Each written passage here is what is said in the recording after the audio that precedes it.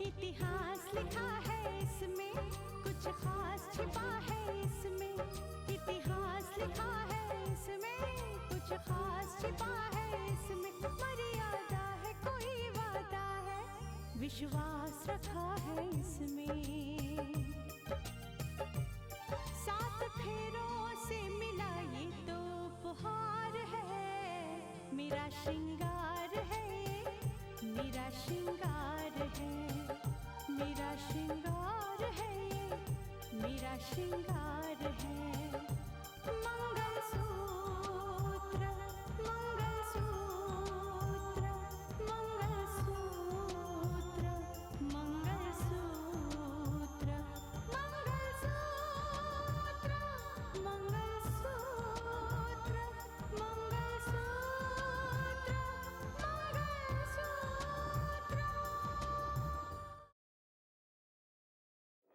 कहा ना मैंने आपसे, अग्रिम जमानत नहीं मिलेगी। तुम अपनी मोहब्बत को लेकर परेशान हो और मैं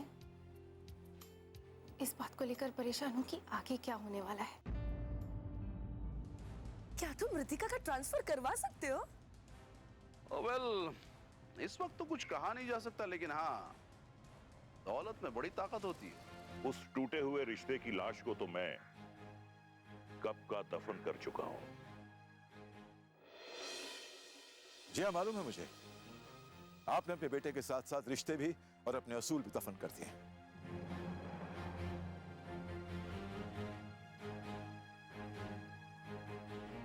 याद कीजिए, आपने ठोकरें मारकर मेरी बेटी को अपने घर से निकाल दिया था। सुनिए संधि साहब, सुनिए सुनिए।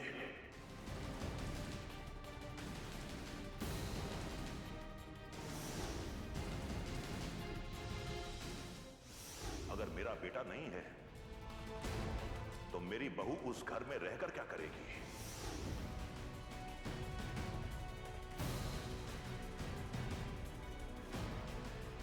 मैंने दोबारा इसकी शादी करवाई क्योंकि मैं इसकी जिंदगी को आबाद करना चाहता था।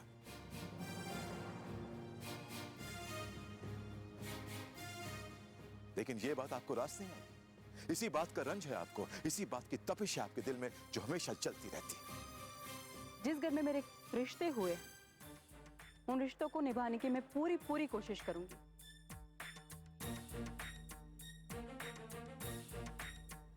मैं नहीं चाहती कि मेरी वजह से आपकी कुर्सी खतरे में पड़े, इसलिए आप जाइए और जाकर आप जो भी रिपोर्ट बनाना चाहते हैं बनाइए।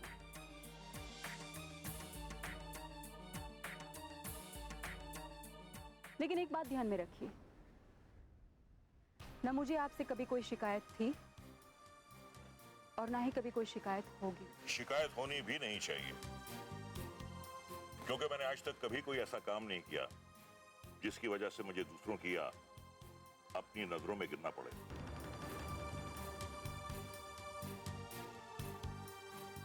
लेकिन ऐसा बहुत कम लोग सोचते हैं। चलता हूं, नमस्ते।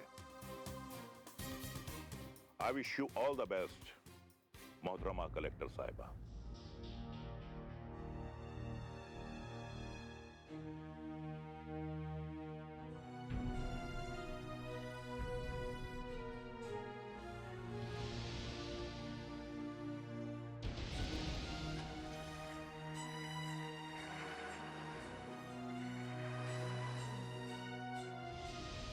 सुन लिया तूने क्या कहा इसने? सुन लिया पापा, लेकिन आप मेरी एक बात समझ लीजिए, अब मेरे कदम हरगिज नहीं रुकेंगे। पापा, मुझे ये बात पहले से ही पता था कि मेरे खिलाफ रिपोर्ट बनाई जा रही है, लेकिन परेशान होने की कोई बात नहीं है। अब जो होगा वो देखा जाएगा। खैर, मैं चलती हूँ, बाद में फोन करूंगी। ठीक है।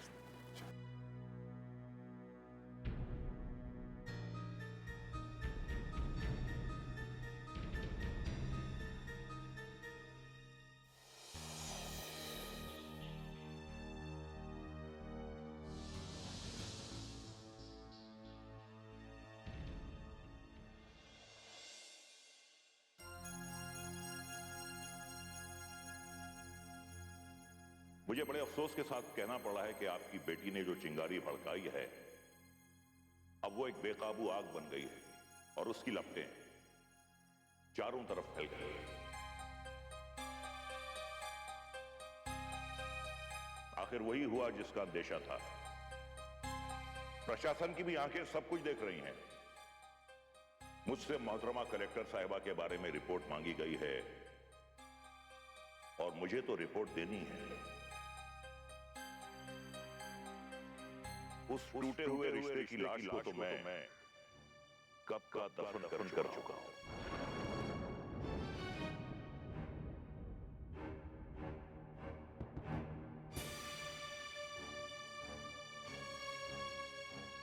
आप यहाँ?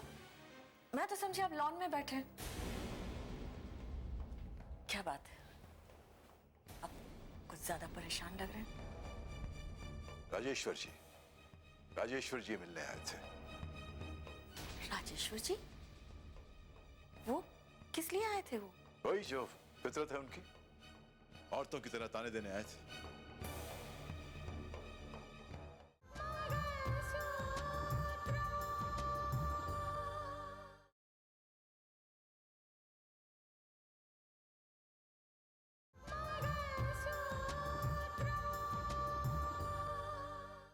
हाँ, इस बार चेतावनी भी देकर गए कि मैं रितिका को रोकूं। रितिका जो भी कर रही है अच्छा नहीं कर रही।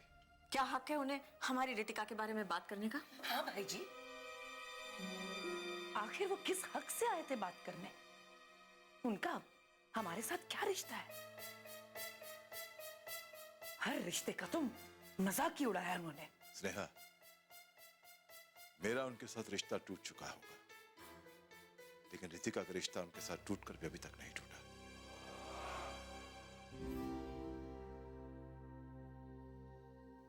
हालात ने आज भी उन दोनों को एक दूसरे के सामने लाकर खड़ा कर दिया।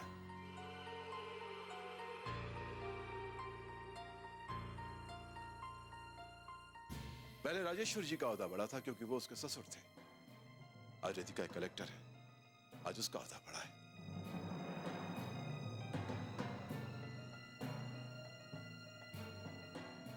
वो सिर्फ एक एडीएम है और यही बात उनसे शायद बर्दाश्त नहीं होती। यही बात है, यही बात उनसे बर्दाश्त नहीं हो रही है। और वो बर्दाश्त भी कैसे करेंगे? कल तक रितिका उनके सामने सर झुकाए खड़ी रहती थी और आज उन्हें ही उस लड़की के सामने सर झुकाना पड़ता है। वो मुझसे ये कहने आया था कि जिस तरह इस शहर में घटनाएं घटी हैं, मानस की वजह से जिस तरह रितिका का नाम सामने आया है,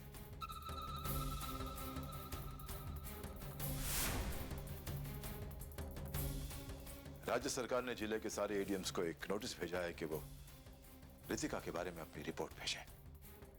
क्या? हाँ, बात ऊपर तक पहुंच चुकी है।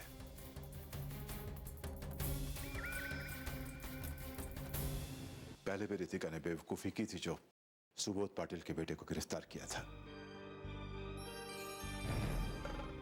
वो मामला अभी तक खत्म नहीं हुआ और अब ये नया मसला शुरू हो गया। इनकी रिपोर्ट देने से क्या होगा भाई जी? क्या रितिका का ट्रांसफर हो जाएगा या उनकी नौकरी उनसे छीन ली जाएगी? अब क्या होगा ये तो भगवान ही जाने। हाँ, लेकिन इस बात की उम्मीद जरूर थी कि रितिका जब कलेक्टर बनेगी तो हम सबका नाम आसमान की बुलंदियों तक ले जाएगी।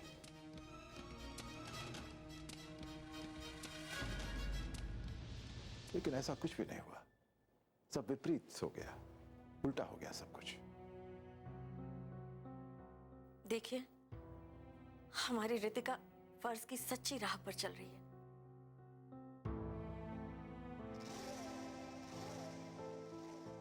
हाँ, वो लोग जो ऐसा समझते हैं कि रितिका उनके लिए खतरनाक है, वो उसे दुश्मन समझते हैं।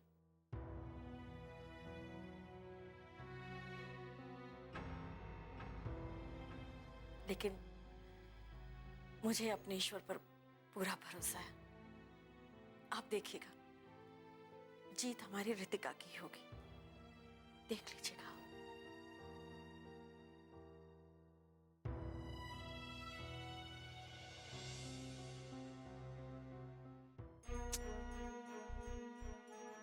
इतनी देर से हम उनका इंतजार कर रहे हैं और वो अभी तक आए ही नहीं।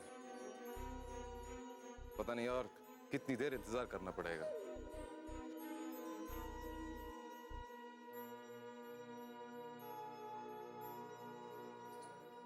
आइए आइए। अरे कहाँ रह गए थे आप? अरे कहाँ क्या भांजे, बस भटकते रहते हैं। बस यूं समझ लो कि कुछ उलझे हुए मामलों को सुलझाने में लगा हुआ। खैर, तुम लोग बताओ तैयारी कैसे चल रही है? हमारी तैयारी तो हो चुकी है सुंदर साहब। जो बम आपने मुझे तैयार करने के लिए कहा था वो धमाके के लिए तैयार है। गुड, शाबाश, बहुत खूब।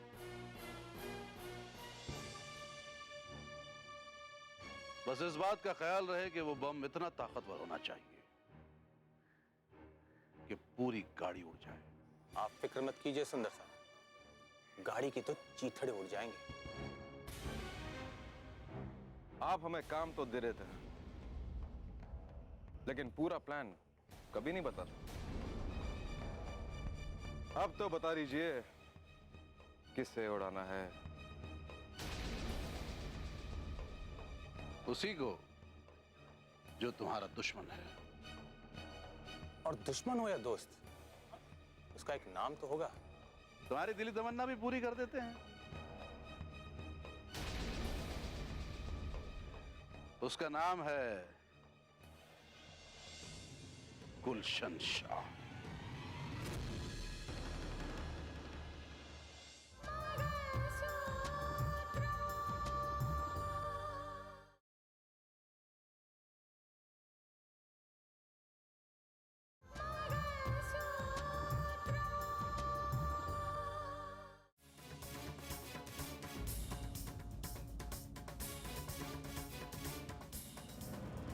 क्या हुआ?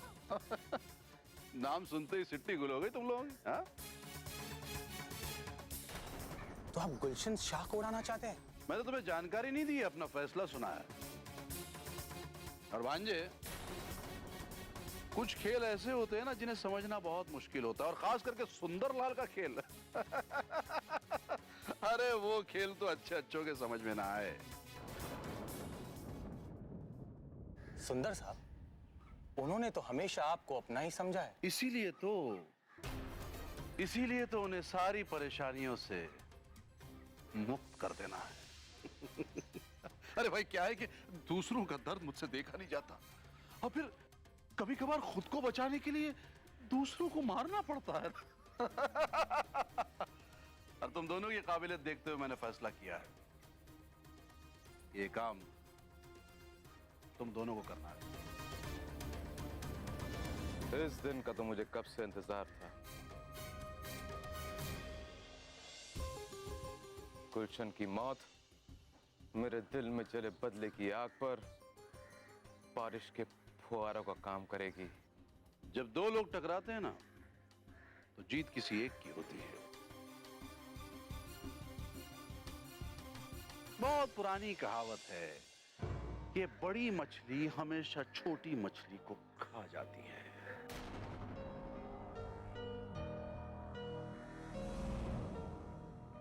लेकिन पहली बार ऐसा होगा कि छोटी मछली बड़ी मछली को खा जाएगी। अरे खा क्या जाएगी, पूरा के पूरा निकल जाएगी। हाँ।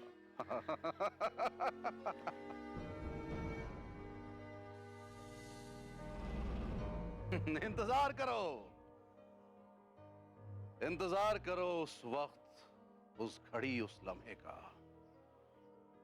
कि कब तुम्हें उस पावन, उस मुबारक काम को अंजाम देना है। मैं तुम्हें बताऊंगा।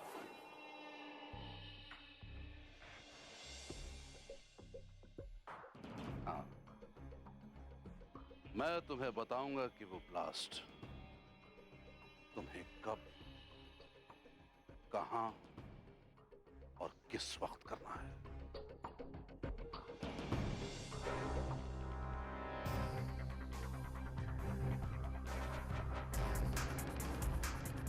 गुलशन शाह, तू तो गया।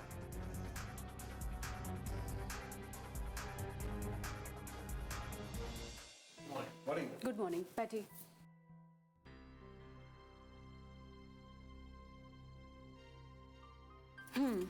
रोशन शाह, उसकी गिरफ्तारी का वारंट निकल चुका है। वो ये बात अच्छी तरह से जानता है कि वो चाहे कुछ भी कर ले, लेकिन उसकी गिरफ्तारी इस बार होकर ही रहेगी। मैम, ये बात उससे छुपी रह भी नहीं सकती। और इसी बौखलाहट में वो कुछ भी कर सकता है। मतलब वो इस शहर के लॉ एंड ऑर्डर को बिगाड़ने की कोशिश कर सकता है। अपनी गिरफ्तारी को मुद्दा बनाकर वो इस शहर की शांति को भंग करने की कोशिश कर सकता है, लेकिन हमें इस शहर की शांति किसी भी हालत में बिगड़ने नहीं देनी है। मैम, उसकी गिरफ्तारी से पहले हमें जिले में अलर्ट जारी करना होगा। हमें एहतियात बरतनी होगी। चाहे जो कुछ भी कर लीजिए, जो कदम उठाना पड़े उठाइए, लेकिन इस शहर की शांति को भंग नहीं होने देना है। हम पूरी कोशिश करेंगे कि उसकी गिरफ्तारी का असर इस शहर पर न पड़े। डर इसी बात का है, जो इंसान इस शहर में दंगे फैला सकता है वो अपनी गिरफ्तारी पर कुछ भी कर सकता है। मुझे शक है वो कोई ना कोई साजिश जरूर रच रहा होगा। मैडम, क्या ऐसा नहीं हो सकता कि उसकी गिरफ्तारी को हम गुप्त रखें? हरगिज नहीं, हम ऐसा बिल्कुल नहीं कर सकते। उसकी गिरफ्तारी को हम गुप्त इसलिए नहीं रख सकते क्योंकि वो एक मुजरिम है। अगर हम उसकी गिरफ्तारी को गुप्त रखते हैं उसका मतलब यह है कि प्रशासन की हार है, हमारी हार है। हम उसके नाम और शोहरत से डर गए हैं। ऐसा बिल्कुल नहीं होना चाहिए और इसी वजह से हम उसकी गिरफ्तारी को गुप्त नहीं रखेंगे।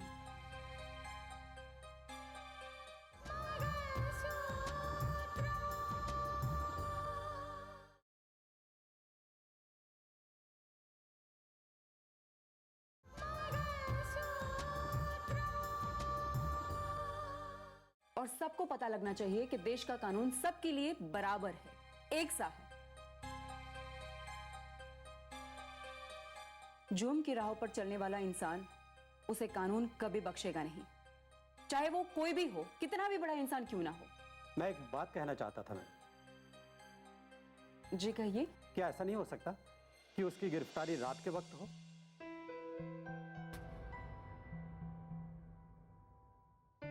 जिस वक्त हर आदमी अपने घर में सो रहा हो।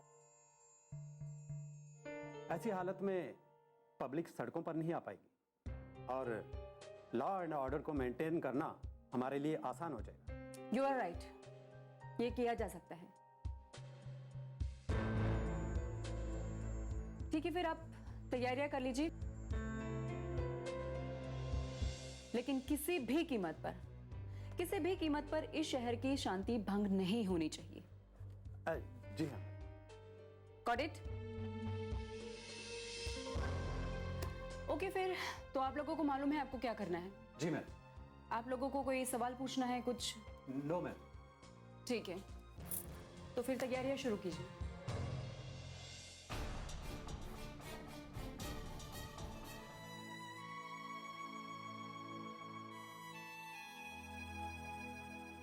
क्या सोच रही है बुआ जी? कुछ नहीं बेटा। बुआ जी, आप इस तरह मायूस मत रहा कीजिए। अभी तो मैं आपके साथ हूँ, कल कॉलेज खुल जाएगा तो मुझे भी जाना पड़ेगा। क्या आप पूरे दिन इसी तरह सोचती रहेंगी? तो क्या करूं मैं, क्या करूं बेटा? जब भगवान ने ही मेरी जिंदगी में इतना अकेलापन भर दिया है तो क्या करूं? अगर ऐसा नहीं होता तो भगवान मेरे बेटे को मुझसे छीनते नहीं, मेरी बहू को मुझसे अलग नहीं किया जाता। गुजरी हुई बातों को भूल जाना चाहिए बुआ जी। कैसे भूल जाऊं? तुम्हारे फूफा जी भी यही कहते हैं, पर नहीं भूल सकती। आज पूरा 1 साल हो गया, मेरे बेटे की बरसी है। मुझे मालूम है बुआ जी। मैं अपने बेटे की बरसी जरूर मनाऊंगी।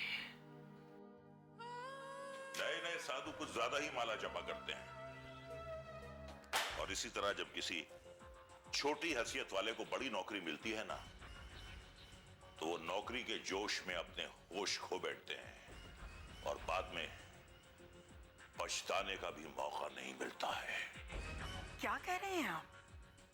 बिल्कुल ठीक कह रहा हूं। तुम्हें तो गर्व था ना कि तुम्हारी रितिका इस शहर में कलेक्टर बनकर आई है। नया नया नौकरी का नशा था और उस नशे में इतने गलत फैसले लेने लगी कि उसकी अब रिपोर्ट मंगाई जा रही है। क्या? ये तो कुदरत का कानून है कि जो जितनी तेजी से जलता है वो बुझता भी उतनी ही तेजी से है।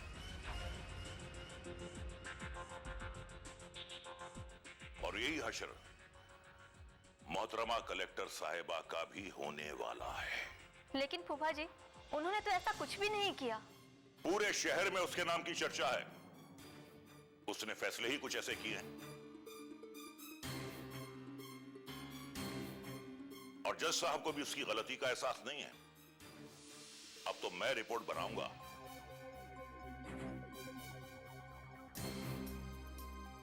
और उसमें एक एक बात साफ साफ लिखूंगा। क्या लिखेंगे आप? क्या लिखेंगे उसके बारे में? ऐसा कौन सा गुनाह कर दिया है उसने